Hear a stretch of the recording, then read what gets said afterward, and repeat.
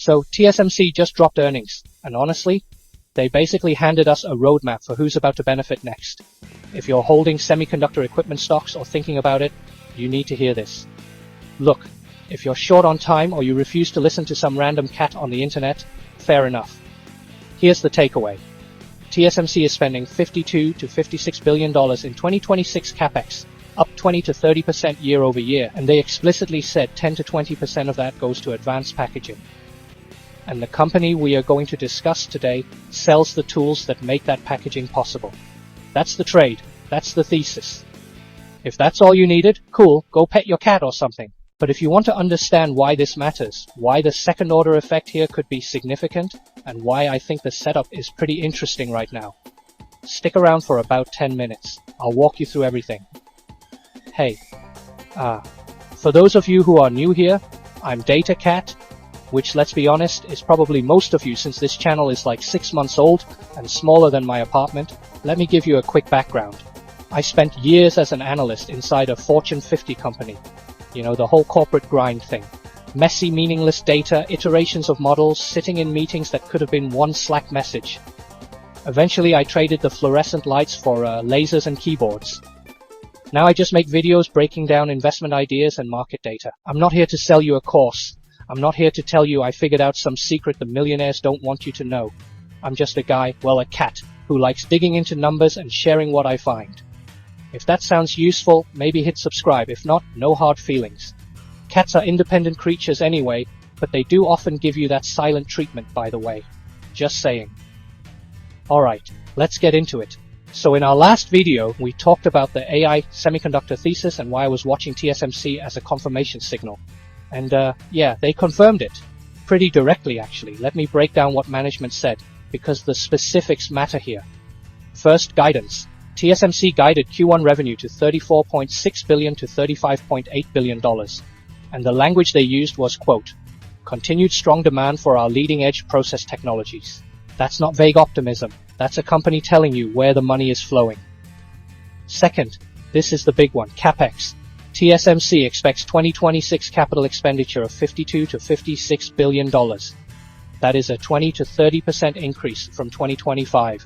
When the world's largest foundry increases spending by that magnitude, it's not a guess about demand, it's a commitment. Third, the spending mix. Management broke it down on the call. 70 to 80% goes to advanced process nodes. But here's what caught my attention. 10 to 20% goes to, and I quote, advanced packaging, testing, mask making, and others. And most importantly, the 5 fabs we mentioned in the last video are now confirmed to be new fabs. Now, 10 to 20% of $52 billion is still somewhere between $5 and $11 billion flowing into packaging infrastructure. That's not a rounding error. That's a whole market segment. And this is the multi-year conviction Wall Street likes. The CEO raised expectations for AI accelerator revenue growth to a mid to high 50% compound annual growth rate from 2024 to 2029. 5 years of projected growth in the 50s. That's not something you say lightly on an earnings call. So yeah, confirmation received. Okay, so TSMC is spending big. Great. But why does that matter for Lam Research specifically? Please bear with me, I'll try to break down the logic here. See, TSMC's capex mix is one of the best real-time indicators for where the semiconductor industry is allocating capital. It's like, you know how cats always seem to know where the warm spot in the house is? TSMC is the warm spot. Where they sit, that's where the heat is. And AI-driven demand doesn't just lift wafer starts, it raises complexity. More layers, more critical process steps, more stringent yield requirements, and crucially, more advanced packaging intensity. We're talking about things like HBM integration, CoWoS-style packaging, chiplet interconnects. All of this requires specialized equipment for etching, deposition, and cleaning. And that, my friend, is Lam Research's wheelhouse. Think about it this way. Traditional scaling, just shrinking transistors, is getting harder and more expensive. So the industry is moving toward 3D structures, novel materials, and tighter process windows. Every one of those trends mechanically increases demand for the exact tools Lam sells. It's almost like the semiconductor industry looked at vertical cat trees and thought, yeah, we should do that with chips. Stack everything, go vertical. And Lam makes the equipment that enables that stacking. So let me walk you through the actual bull case for Lam, because the TSMC connection is just one piece. First, process intensity is rising. AI-era scaling isn't about cramming more transistors onto flat silicon anymore. It's about 3D structures, new materials, and precision that makes a cat landing on its feet look clumsy. Those trends favor etch, deposition, and cleaning, Lam's core business. Second, advanced packaging is becoming a second capex engine. Even when front-end node transitions slow down or normalize, packaging investment can keep spending elevated. Lam has been explicitly positioning for this. They've been building out packaging solutions as what they call an AI enabler. So even in a scenario where traditional wafer fab spending plateaus, Lam has another growth vector. Third, and this is underappreciated, the business model has quality. Lam's systems revenue gives you upside leverage when wafer fab equipment spending accelerates. But their customer support revenue provides resilience during mini down cycles. It smooths out the earnings volatility that makes semiconductor equipment stocks so nerve-wracking to hold. Latest numbers, operating income hit about $1.84 billion with an operating margin around 34%. R&D and SG&A are rising in absolute dollars. They're investing for technology leadership. But as a percentage of sales, operating expenses are actually shrinking. That's its operating leverage kicking in. Fourth, just don't fight the customer.